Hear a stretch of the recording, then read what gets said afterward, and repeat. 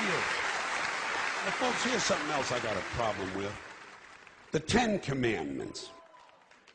Here's my problem. Why are there 10? You don't need 10. I think the list of commandments was deliberately and artificially inflated to get it up to 10. It's a padded list. Here's what they did. About 5,000 years ago, a bunch of religious and political hustlers got together to try to figure out how to control people, how to keep them in line. They knew people were basically stupid and would believe anything they were told, so they announced that God had given them some commandments. Up on a mountain, when no one was around, God had given them the 10 Commandments. But let me ask you this. When they were sitting around making this shit up, why did they pick 10? Why 10? Why not 9 or 11? I'll tell you why. Because 10 sounds official. 10 sounds important. They knew if it was 11, people wouldn't take it seriously. Say, what, are you kidding me? The 11 Commandments? Get the fuck out of here.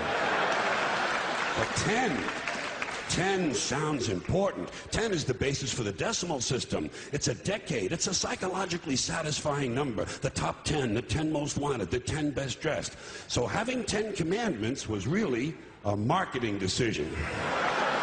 And to me, it's clearly a bullshit list. It's a political document artificially inflated to sell better.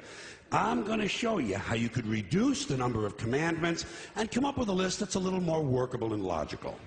We're going to start with the first 3, and I'll use the Roman Catholic version because those are the ones I was taught as a little boy. I am the Lord thy God. Thou shalt not have strange gods before me. Thou shalt not take the name of the Lord thy God in vain. Thou shalt keep holy the Sabbath. Right off the bat, the first 3, pure bullshit. Sabbath day, Lord's name, strange gods. Spooky language. Spooky language. Designed to scare and control primitive people. In no way does superstitious nonsense like this apply to the lives of intelligent, civilized humans in the 21st century.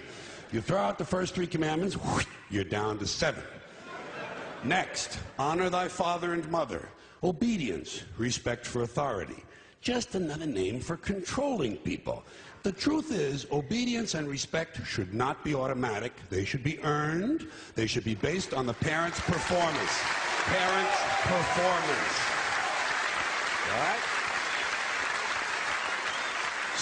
Some parents deserve respect. Most of them don't. Period. You're down to 6.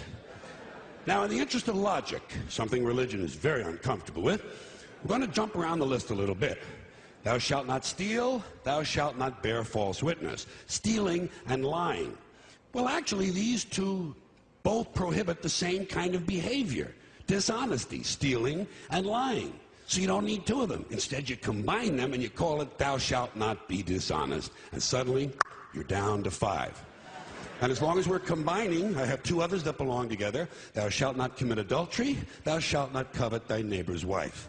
Once again, these 2 prohibit the same kind of behavior, in this case, marital infidelity. The difference is coveting takes place in the mind, and I don't think you should outlaw fantasizing about someone else's wife. Otherwise, what's a guy going to think about when he's waxing his carrot? But marital fidelity is a good idea, so we're going to keep the idea and call this one, thou shalt not be unfaithful. And suddenly, we're down to 4. But when you think about it, honesty and fidelity are really part of the same overall value. So in truth, you could combine the 2 honesty commandments with the 2 fidelity commandments and give them simpler language, positive language instead of negative, and call the whole thing, thou shalt always be honest and faithful, and we're down to 3. Thou shalt, they're going away fast. Thou shalt not covet thy neighbor's goods. This one is just plain fucking stupid. Coveting your neighbor's goods is what keeps the economy going. All right? Your neighbor gets a vibrator that plays "O Come All Ye Faithful." You want to get one too. Coveting creates jobs. Leave it alone. You throw out coveting and you're down to 2 now, the big honesty and fidelity commandment, and the one we haven't talked about yet, thou shalt not kill, murder, the 5th commandment. But when you think about it, religion has never really had a big problem with murder. Not really. More people have been killed in the name of God than for any other reason. All you have to do... Sure.